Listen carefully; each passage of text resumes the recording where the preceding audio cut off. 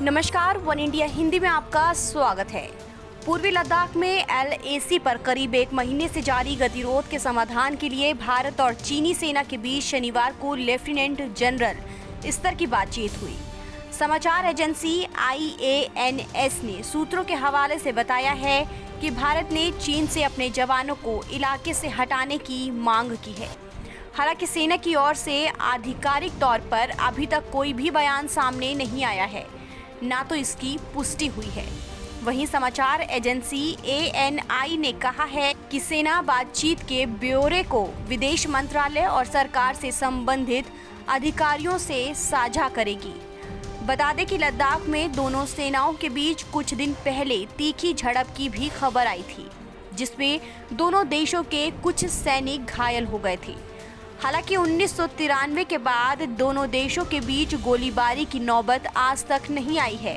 इसके पीछे की वजह है एक संधि जो 1993 में उस समय हुई थी जब PV नरसिम्हा राव देश के प्रधानमंत्री थे और चीन की यात्रा पर गए थे।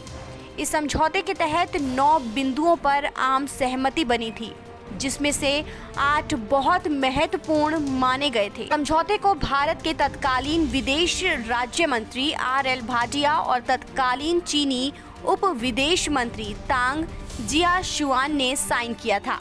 भारत चीन सीमा के प्रश्न को शांतिपूर्ण और मैत्रीपूर्ण परामर्श के जरिए हल किया जाएगा। किसी भी जरिए से दूसरे पक्ष के खिलाफ बल या सेना प्रयोग की धमकी देने या इसके प्रयोग की धमकी नहीं दी जाएगी। दोनों पक्ष सख्ती से सीमा का सम्मान करेंगे और दोनों देशों के बीच स्थित वास्तविक नियंत्रण रेखा का निरीक्षण करेंगे। इस दौरान दोनों देशों की सेनाओं की गतिविधियां वास्तविक नियंत्रण रेखा से आगे नहीं बढ़ेंगी।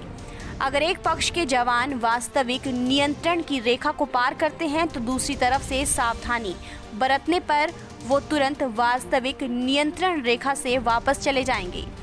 जब जरूरी हो तो दोनों पक्ष संयुक्त रूप से वास्तविक नियंत्रण की रेखा के हिस्सों की जांच और जहां पर उनके मतभेद हैं उसका निर्धारण किया जाएगा।